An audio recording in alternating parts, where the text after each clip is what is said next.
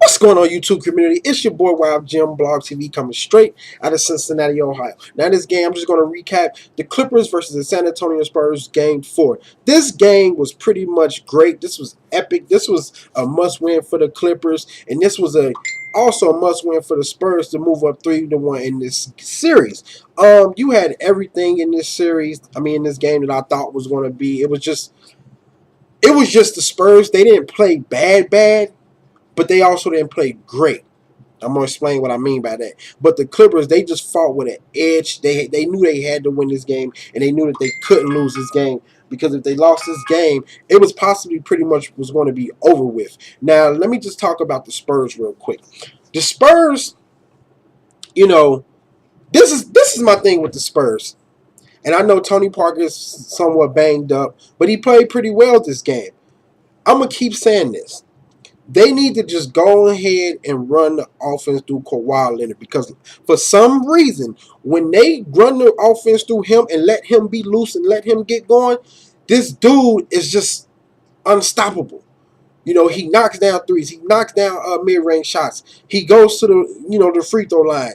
And also, we know he plays defense. It's like when he's not involved in the game, it's like he's just sitting back, waiting to get the ball, waiting to do something. He's passing, which is cool because that's the offense. But they need to just let him get loose. Pop need to just run the offense through him.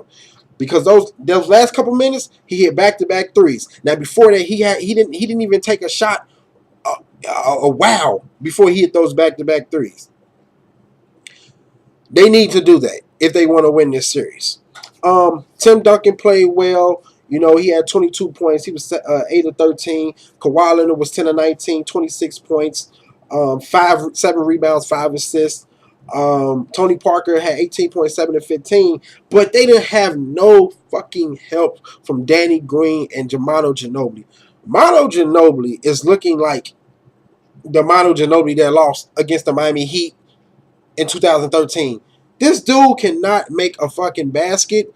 Danny Green cannot make a fucking basket. He can't hit a three. No, those two guys has to really get focused and step it up. Danny Green, I don't know what's going on with Danny Green, but he is not making nothing. Nothing. He's not making nothing. Marco Bellinelli, he didn't have a great game. He didn't really shoot a lot, but he has to get going too with the threes. Matt Barner, if he's going to be playing, he has to do something.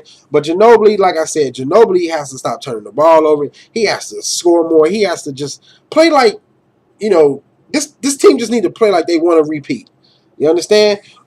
Patty Mills, I love what Patty Mills doing. He brings that energy off the bench with his offense and defense. He's like a little Energizer bunny. They're going to have to continue to keep playing him and, Parker together, or either, sub in and out, because he's the spark plug, Patty Mills. But yeah, man, they didn't lose this game. It's just the Spurs. This is the Clippers was on a mission. They had to tie this series, so because they pretty much was even in points in the paint, 48-46. Fast break points. Spurs had 16-11 of the Clippers. Neither team really shot the three ball well.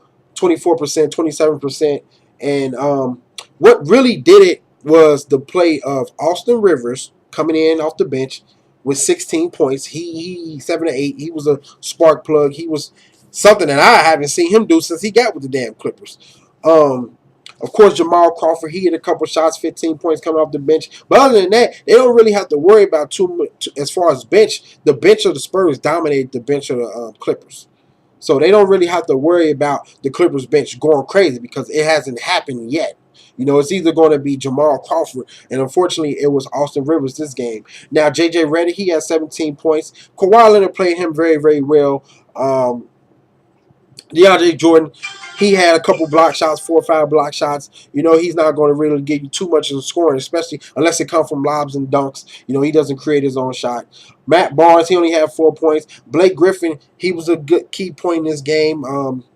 Hit a couple tough shots, and especially making contact and still scoring the ball. He had 20 points. But Chris Paul finally did something that I said that he should have been doing from the start of this series. He even said it himself at the interview. Attack. Chris Paul needs to attack. I know he likes to get everybody going past the ball, but when he's too passive, it's like his game just go down. He don't really try to take over the game. He don't really try to dominate the game because Chris Paul is one of the best mid-range shooters in the game, you know, and he can create his own shot. So he had 34 points, 11 from 19 from the field. Of course, most of those points was from the free throw line. He was 10 of 10, you know, but when he was attacking down that stretch of the game, he was unstoppable. He was unstoppable. And I've always said, if Chris Paul, if he wants to win a championship, that 18 points a game in the playoffs, that shit has to go up to like 26, 28. If he has to shoot 20 times, he has to shoot 20 times. Because if Chris Paul does this, the team will be more successful. And even he said his family said he just been too passive. And I guess he must have took a page from me. I mean, from everybody else. Attack, attack, attack. You can shoot. He can shoot the ball. And he can play defense. So they tied this game series up 2-2. It's going to be an interesting series. I still got it 7 for the Spurs.